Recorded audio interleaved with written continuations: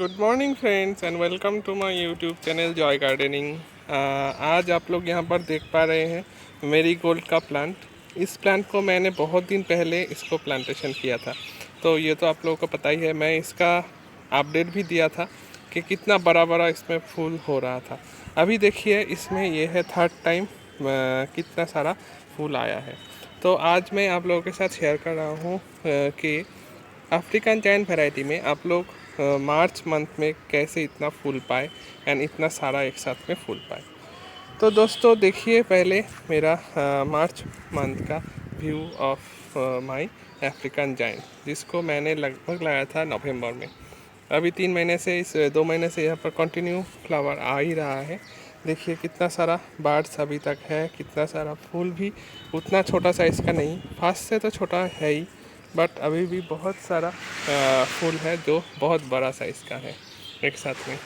तो मैंने क्या किया था, जब फर्स्ट फ्लावर इसमें हो गया था उसके बाद मैं इसको कट कर दिया था। वो फूल, पुराना फूल को मैंने कट कर दिया था सभी प्लांट पर। अभी कट करने के बाद मैं रेगुलर बेसिस में इस पर लिक्विड फर्टिलाइज़र देता रहा था। हाँ दोस्तों, ये ही है मेरा सीक्रेट। एंड दोनों टाइम मैं इस पर वाटरिंग करता रहा। तो करते करते आप देखिए मार्च मंथ में इस पर कितना सारा फ्लावर अभी तक है। 20 पीस फ्लावर मैं यहाँ पर देख पा रहा हूँ इस एक प्लांट पर।